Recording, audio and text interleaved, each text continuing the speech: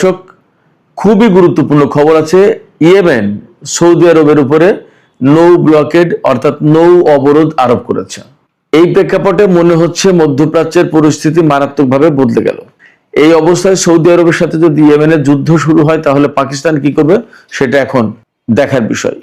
এদিকে ইরানের president Masoud Pezeshkian তিনি পরিষ্কার ঘোষণা দিয়েছেন যে আমেরিকার সাথে মূলত ইরান এখন ফুল স্কেল অর্থাৎ পূর্ণাঙ্গ যুদ্ধের ভেতরে রয়েছে এবং এই যুদ্ধের প্রেক্ষাপটে দেশের জনগণকে যে কোনো পরিস্থিতির জন্য প্রস্তুত থাকার কথা বলেছে। এদিকে ওয়াশিংটন পোস্ট, আমেরিকার খুব প্রভাবশালী পত্রিকা, সেই পত্রিকা বলছে যে আমেরিকা এবং ইরান একেবারে পূর্ণাঙ্গ যুদ্ধের দ্বার প্রান্তে। এদিকে আজকে ইরানের আইআরজিসির নৌ ইউনিট অর্থাৎ নৌবাহিনী বাহরাইন এবং কুয়েতে 3 দফা হামলা চালিয়েছে। এই হামলাগুলো মার্কিন নৌবাহিনীকে লক্ষ্য করে 2 দিন আগে যে বলেছিল সেই ঘোষণা সম্ভবত বাস্তবায়ন শুরু হয়েছে।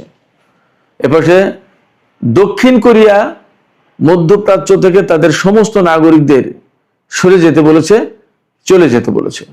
এদিকে ভারতের পক্ষ থেকে বলা হয়েছে তাদের কোনো নাগরিক যেন এই মুহূর্তে ইরান সফর না করে, অর্থাৎ ইরানে যাওয়া নিষেধ। তার মানে দাঁড়াচ্ছে পরিস্থিতি খুবই খারাপ।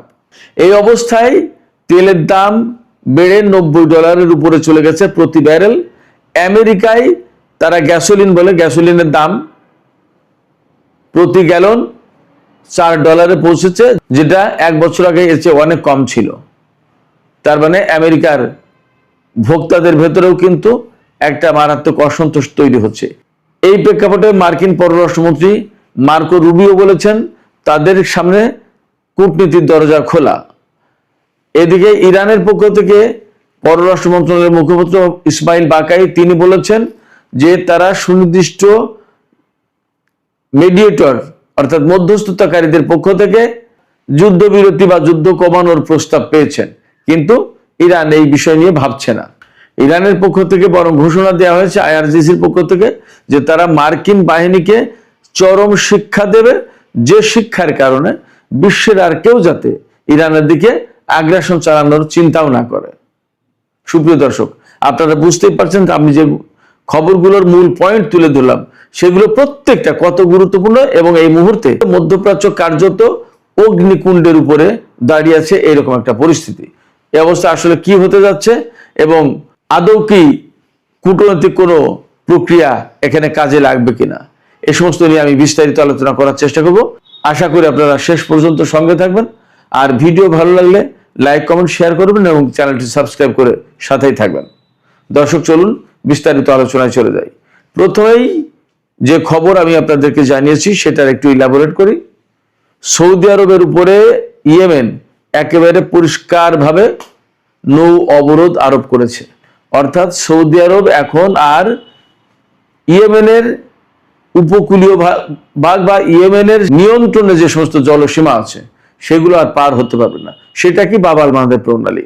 এখানে আমাদের অনেকের প্রশ্ন আসতে পারে যে সৌদি আরব বাব আল মানদেব প্রণালী ব্যবহার করে কিনা।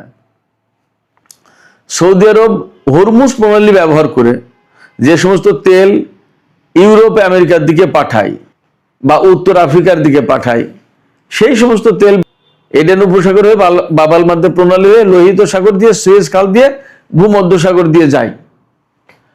আর এই হরমুজ প্রণালীর ক্রাইসিসের কারণে তেলের একটা বিরাট অংশ প্রায় প্রতিদিন লোহিত সাগরের যে ইয়ানবু বন্দর, এই বন্দর দিয়ে প্রায় 50 থেকে 60 লাখ ব্যারেল তেল পরিশোধিত অপরিশোধিত মিলে রপ্তানি করে।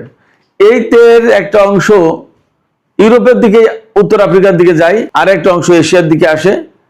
ভারত, চীন বা জাপান, কোরিয়া, হয়তো আরো কেউ কেউ নেয়। তো সেক্ষেত্রে এই হরমুজ প্রণালী ব্যবহার করে তেল পাঠালেও অথবা ইয়ানবু বন্দর ব্যবহার করে তেল পাঠালেও বাব আল মানদেব প্রণালী ব্যবহারের কিন্তু প্রশ্ন আসে। অর্থাৎ বাব আল মানদেব প্রণালী দিয়ে প্রতিদিন সৌদি আরব যে পরিমাণে তেল এখন পরিবহন করে বা রপ্তানি করে তার মূল্য প্রায় প্রতিদিন 52,000 কোটি টাকা।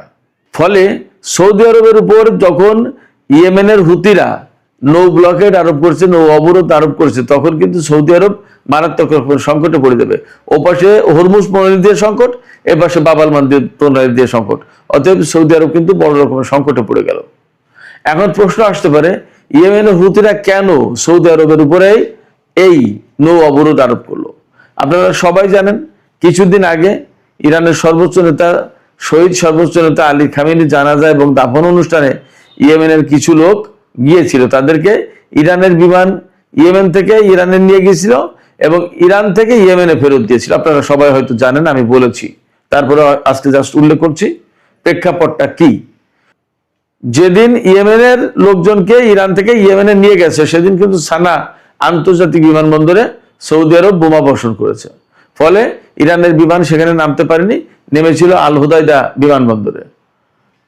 ইয়েমেনের উপরে আজ 12 বছর ধরে নৌপথে, আকাশপথে এবং স্থলপথে সব পথে অবরোধ আরোপ করে রেখেছে সৌদি আরব ইয়েমেনের উপরে।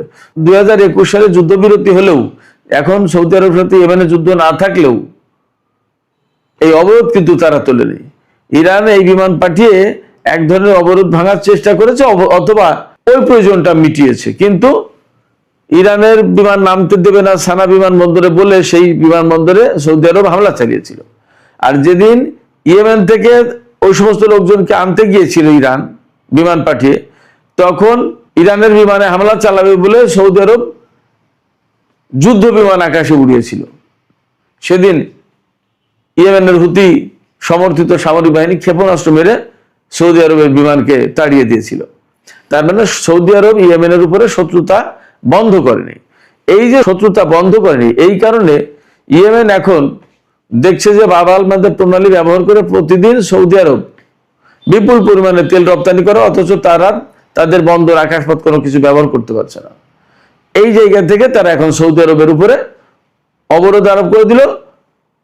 ইরানের বিমান যাওয়ার পরে যদি সৌদি আরব সেখানে এরকম হামলার ঘটনা বা যুদ্ধ বিমান উড়িয়ে হামলার চেষ্টা না করত, তাহলে হয়তোবা ইয়েমেনের হুতিরা, ইয়েমেনের হুতি সমর্থিত সরকার এই পদক্ষেপ নিত না। কিন্তু এখন তারা দেখেছে যে সৌদি আরব যখন সেই শত্রুতাই করে যাচ্ছে, তাহলে আমাদের প্রণালী ব্যবহার করে সৌদি আরব এটা তেল পাঠাতে পারবে না, নৌ অবরোধ আরোপ করে দিল। তার মানে এখন পরিস্থিতি যা দাঁড়ালো, তাতে ইয়েমেন এবং সৌদি আরবের ভেতরে প্রচন্ড রকমের যুদ্ধ লেগে যেতে পারে। যদি যুদ্ধ না লাগে তাহলে তো ভালো কথা, আর যদি যুদ্ধ লাগে তাহলে কি দাঁড়াবে? তাহলে পাকিস্তানের কিন্তু জড়িয়ে পড়ার একটা প্রশ্ন থাকতে পারে। জানি না কি হবে, কারণ পাকিস্তানের সাথে সৌদি আরবের নিরাপত্তা চুক্তি আছে। এপাশে আমি আর একটা খবর দেখলাম আল জাজিরাতে, যে ডোনাল্ড ট্রাম্প প্রশাসন এবং সৌদি আরব তারা দুইজন সম্মিলিতভাবে ইয়েমেনের বিরুদ্ধে যুদ্ধ শুরু করতে পারে এমন আশঙ্কা রয়েছে। তার মানে মধ্যপ্রাচ্যের পরিস্থিতি ভিন্ন মাত্রা পেল এবং আরো বেশি উত্তপ্ত হয়ে উঠল।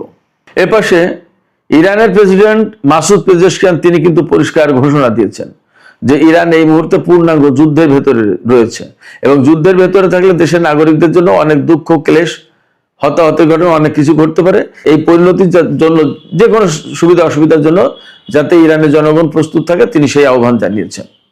এপাশে IRGC, ইরানের যে বিপ্লবী গার্ড বাহিনী, তারা কিন্তু ঘোষণা দিয়েছেন যে তারা কোনো মতেই এখন আর আমেরিকার সাথে কোনো আপোষ রফায় যাবে না। আমেরিকাকে বরং এমন শিক্ষা দেবে, যুদ্ধের ভেতর দিয়ে এমন শিক্ষা দেবে যে শিক্ষার প্রেক্ষাপটে আমেরিকা সহ পৃথিবীর আর কোনো দেশ যাতে ইরানের দিকে আগ্রাসন চালানোর সাহস আর না পায়, এই শিক্ষাটা দিতে চায়। এটা তাদের অঙ্গীকার, যার কারণে তারা আর কোনো আলোচনায় যেতে চায় না। এবং এখানে তারা উল্লেখ করেছে যে আমরা আমাদের সর্বোচ্চ নেতার যে নির্দেশনা, গাইডলাইন এবং তিনি যে মনোভাব বা চিন্তা ভাবনা লালন করেন, ধারণ করেন, এই চিন্তা ভাবনা এবং মনোভাব এবং তার অর্থাৎ সর্বোচ্চ নেতার গাইডলাইন, দিক নির্দেশনাকে সামনে রেখে IRGC কাজ করবে। তার মানে দাঁড়াচ্ছে ইরানের পক্ষ থেকে সহজে আর কূটনৈতিক আলোচনায় বা ওই যে যুদ্ধবিরতির খেলা, এই যুদ্ধবিরতির খেলায় সম্ভবত ইরান আর যাচ্ছে না। এপাশে আমেরিকার খুব প্রভাবশালী পত্রিকা, আপনারা সবাই হয়তো জানেন, ওয়াশিংটন পোস্ট। এই ওয়াশিংটন পোস্টের একটা রিপোর্টে বলা হচ্ছে যে আমেরিকা এবং ইরান একেবারে পূর্ণাঙ্গ যুদ্ধের দ্বার প্রান্তে পৌঁছে গেছে। তার মানে যে কোনো মুহূর্তে একদম ফুল স্কেল ওয়ার শুরু হয়ে যেতে পারে, পূর্ণাঙ্গ যুদ্ধ শুরু হয়ে যেতে পারে। গত 7-8 দিন 9 দিন ধরে যে যুদ্ধ হচ্ছে, আমেরিকা তাতে মূলত ইরানের দক্ষিণ অঞ্চলে হামলা চালানোর চেষ্টা করেছে, এবং এর ভেতর দিয়ে একটা মেসেজ কিন্তু পরিষ্কার হয়েছে, এবং অনেকে বিশ্লেষণে বলেছেন, আমিও প্রথম দিকেই বলেছি, যে মূলত এইভাবে হামলা চালিয়ে ইরানের দক্ষিণ অঞ্চলকে আলাদা করে ফেলতে চাচ্ছে আমেরিকা, এবং দক্ষিণ অঞ্চল থেকে আইআরজিসি বা ইরানের সামরিক স্থাপনার সমস্ত প্রতিরোধের ক্ষমতা সব ধ্বংস করে দিয়ে এই এলাকা দিয়ে মূলত তারা স্থল অভিযান চালানোর হয়তো চেষ্টা করছে। কিন্তু বাস্তবতা হচ্ছে যে ইরান তাদের প্রস্তুতি এবং তাদের কৌশল এবং তাদের চিন্তাভাবনা সমস্ত সবকিছু খেয়াল রেখেছে, এবং তারা এ বিষয়ে নিজেদেরকে প্রস্তুত রেখেছে। আমেরিকা সম্ভবত কোনো মতেই ইরানের দক্ষিণ অঞ্চলকে কেন্দ্র করে স্থল অভিযান চালাতে পারবে না। স্থল অভিযান চালাতে গেলে একটা ভয়াবহ সংঘর্ষের ঘটনা ঘটবে এবং মার্কিন প্রাণহানি ঘটবে ব্যাপক। এবং আপনারা খেয়াল করেছেন মনে হয়, গত 2-3 দিনে যে যুদ্ধ হয়েছে তাতে ইরানের হামলায় আমেরিকার ব্যাপক ক্ষয়ক্ষতি হয়েছে। খোদ নিউ ইয়র্ক টাইমস, আপনারা সবাই জানেন যে খুবই প্রভাবশালী পত্রিকা, এই পত্রিকার রিপোর্টে বলা হয়েছে যে ইরান জর্দানের যে হামলা চালিয়েছে তাতে কয়েক ডজন সেনা আহত হয়েছে এবং বেশ কিছু সংখ্যক ব্ল্যাক হক হেলিকপ্টার ধ্বংস হয়েছে। 4 জন সেনা মারা গেছে, আমেরিকার সরকার তো স্বীকারই করেছে। ইরাকে 1 জন আর 3 জন জর্দানে। এই নিউ ইয়র্ক টাইমসও কিন্তু কবিয়ে বলছে। ইরানের পক্ষ থেকে বলা হয়েছে কি, ইরানের পক্ষ থেকে বলা হয়েছে বিশেষ করে জর্দানে ইরানের হামলায় বহু সংখ্যক হেলিকপ্টার ধ্বংস হয়েছে, বেশ কিছু যুদ্ধ বিমান ধ্বংস হয়েছে, এবং KC-17, KC-135 এবং KC-46 এই সমস্ত পরিবহন বিমান এবং জ্বালানি ট্যাঙ্কার বিমান এগুলো ধ্বংস হয়েছে এবং ক্ষতিগ্রস্ত হয়েছে। এর ভিতরে আরেকটা খবর হচ্ছে, ওয়াশিংটন পোস্টের খবরে বলা হচ্ছে আমেরিকা বিপুল সংখ্যক যুদ্ধ বিমান মধ্যপ্রাচ্যে আনছে, এবং এতে মনে হচ্ছে যে আমেরিকা ব্যাপকভাবে ইরানের উপর হামলা চালাতে যাচ্ছে। ওদিকে মার্কিন পররাষ্ট্রমন্ত্রী মার্কো রুবিও বলছে আমাদের কূটনৈতিক দরজা খোলা। আবার কোনো মাধ্যমে হয়তো তুরস্ক বা কাতার অথবা পাকিস্তান এর কোনো না কোনো দেশের মাধ্যমে ইরানের কাছে এই মেসেজ দিয়েছে যে আসুন আমরা আবার আলোচনায় ফিরি, শান্তি আলোচনা করি। কেন? যখন ইরান প্রচন্ড রকমের প্রতিরোধমূলক যুদ্ধ চালাচ্ছে আমেরিকার উপরে, আমেরিকার ক্ষয়ক্ষতিও হচ্ছে ব্যাপকভাবে, সেনা মারা যাচ্ছে এবং তাদের সামরিক ঘাঁটি স্থাপনা এবং প্রচুর সংখ্যক বিমান হেলিকপ্টার ধ্বংস হচ্ছে সেই সময়। আচ্ছা, এর পাশে ওয়াশিংটন পোস্টের যদি খবর আমরা ধরি, ওয়াশিংটন পোস্টের খবরে কি বলা হচ্ছে যে আমেরিকা এবং ইরান পূর্ণাঙ্গ যুদ্ধের দ্বার প্রান্তে এবং প্রচুর সংখ্যক যুদ্ধ বিমান মধ্যপ্রাচ্যে নেওয়া হচ্ছে। তার মানে কি, এই সমস্ত বিমান এনে তো ইরানের উপর হামলা চালাবে। ঠিক সেই মুহূর্তে আবার ইরানকে কূটনীতির আলোচনার ফাঁদে ফেলার চেষ্টা করছে। তারা এমন মেসেজ দিতে চায় যে আমরা এই মুহূর্তে যুদ্ধ কমাতে চাইছি, অথচ ভেতরে ভেতরে যুদ্ধের প্রস্তুতি নিচ্ছে, প্রচুর সংখ্যক বিমান আনছে। এই হয়েছে আমেরিকার পরিস্থিতি, এবং ইরানও সম্ভবত প্রত্যেকটা ব্যাপারে সতর্ক আছে, যার কারণে তারা এই মুহূর্তে আমেরিকার সাথে কোনো শান্তি আলোচনায় যাবে বলে মনে হচ্ছে না। এবার আমি ইয়েমেনের যে ব্লকেড সৌদি আরবের উপর, এই ব্যাপারে আমি আর একটা বিকল্প আলোচনা করি। সেটা হচ্ছে এই যে এই মুহূর্তে আমেরিকা ইরানের বিরুদ্ধে চরমতম লড়াই যাচ্ছে বলে মনে হচ্ছে, আমার কাছেও মনে হচ্ছে। যদি তাই হয় তাহলে কি দাঁড়াচ্ছে, তাহলে ওই বাব আল মান্দeb প্রণালী, লোহিত সাগর আমেরিকার ব্যবহার করার প্রশ্ন আছে। কিন্তু লোহিত সাগর এবং বাব আল মান্দeb প্রণালী পার হয়ে ভারত মহাসাগর, আরব সাগর, ওমান উপসাগর এইদিকে আমেরিকার যুদ্ধ জাহাজ কিন্তু আনার প্রশ্ন আছে। তাদের রসদ, তাদের সেনা, গোলা বারুদ, ক্ষেপণাস্ত্র অনেক কিছু আনার প্রশ্ন আছে। সেক্ষেত্রে যদি বাব আল মান্দeb প্রণালী হুতিরা বন্ধ করে দেয় এখন, তাহলে আমেরিকা কিন্তু ওই কাজটা করতে পারবে না। সেক্ষেত্রে সৌদি আরবের উপর নৌ ব্লকের সৃষ্টি করে এক ঢিলে কিন্তু 2 পাখি মারার ব্যবস্থা করলো ইয়েমেনের হুতিরা। এখন এই জায়গায় আর একটা প্রশ্ন আছে, যদি ইয়েমেনের পক্ষ থেকে নৌ ব্লকেট দেওয়ার পর সৌদি আরব ইয়েমেনের বিরুদ্ধে যুদ্ধ শুরু না করে এবং পাকিস্তান যদি জড়িয়ে না যায়, তাহলে ধরে নিতে হবে যে আমেরিকাকে আটকে দেওয়ার জন্য মূলত সৌদি আরবের নামে এই নৌ ব্লকেট দিল ইয়েমেনের হুতিরা। বাকিটা দেখা যাক কি হয়। সুপ্রিয় দর্শক, এপাশে আমি একটু আগেই বলেছি যে পুরো মধ্যপ্রাচ্য থেকে দক্ষিণ কোরিয়া তাদের নাগরিকদের সরে যাওয়ার নির্দেশ দিয়েছে। আমি 2 দিন আগে খবর দিয়েছিলাম যে মধ্যপ্রাচ্য ছাড়ার জন্য মার্কিন নাগরিকদের আমেরিকা নির্দেশ দিয়েছে। মধ্যপ্রাচ্যের সব দেশ, এখন আজকে দক্ষিণ কোরিয়া, এবং একই সাথে ভারতের যে কাহিনী আছে সেটা হচ্ছে ভারত ইরানে তাদের নাগরিকদের সফর নিষিদ্ধ করেছে। তার মানে ধরে নেওয়া যায় যে আমেরিকা খুব দ্রুত অল্প সময়ের ভিতরে ইরানের বিরুদ্ধে ব্যাপক যুদ্ধ শুরু করবে। সেখানে ভারতের কাছে মেসেজ আছে, ভারত তার নাগরিকদের সতর্ক করেছে। তো সামগ্রিক যে সমস্ত কর্মকাণ্ড, যে সমস্ত তৎপরতা, যে সমস্ত ভাবসাব আলাপ আলোচনা যা দেখছি, তাতে মোটামুটিভাবে খুব অল্প সময়ের ভিতরে আবার ইরান আমেরিকা পূর্ণাঙ্গ যুদ্ধ শুরু হতে পারে। এবং এই যুদ্ধ যদি শুরু হয় তাহলে আমার কাছে মনে হচ্ছে আগের যুদ্ধের চেয়ে ভয়াবহ পরিস্থিতি হবে এবং মধ্যপ্রাচ্যে অনেক বড় রকমের একটা সংঘাত সৃষ্টি হবে।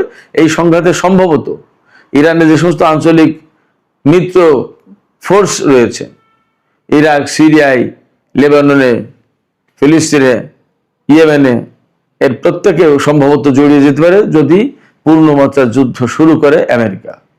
তো সুপ্রিয় দর্শক, এখনকার আলোচনা শেষ করব। আলোচনা শেষের আগে এই কথাই বলি যে মধ্যপ্রাচ্যের পরিস্থিতি আসলে যে কোনো সময় চেয়ে এখন অনেক বেশি খারাপ।